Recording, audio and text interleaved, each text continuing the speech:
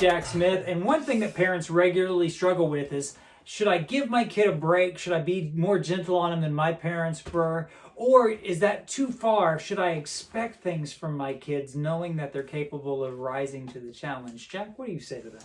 Man, I always like to set high expectations for my kids. I want to see them grow up to be better than me at everything.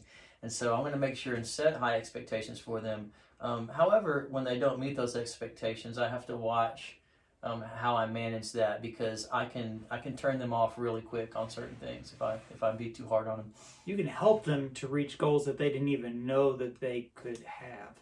Now, the other end of that is being gentle with your kids, helping them to not struggle and not have a hard time. Now, this is a problem because we have a generation that has not learned how to struggle, and thus they have not learned how to overcome.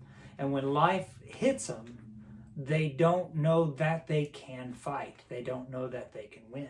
Yeah, and I think also sometimes we unintentionally reward kids for not doing the right things, because if a kid does something he's not supposed to do and there is no punishment, or the expectation isn't set that he should be different, well, it's just going to reinforce that behavior, and we can sabotage our kids' lives on accident by not taking care of what we know we need to take care of. So it's a big old pendulum. There's one side over there where you push and expect and grind.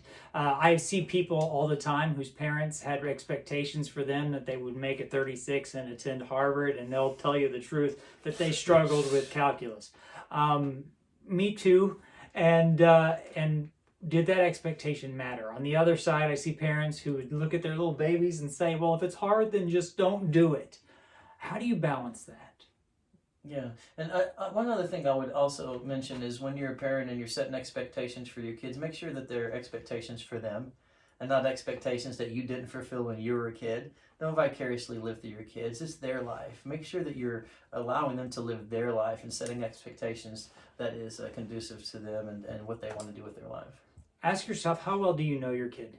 Do you know when they need you to protect them? When they need you to love on them and encourage them and give them the you'll get it next time?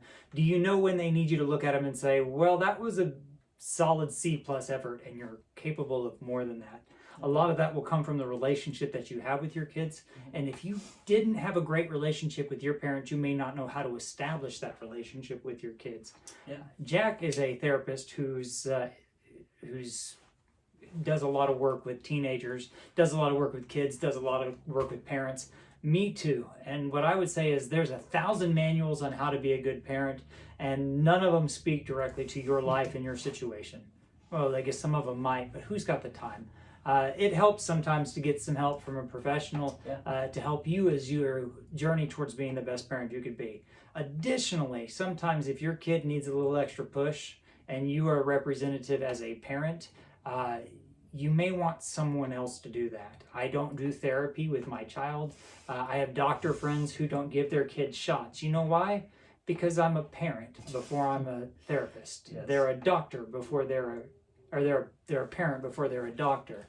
Know who your role is first, and sometimes hearing the truth from somebody other than you might make all the difference.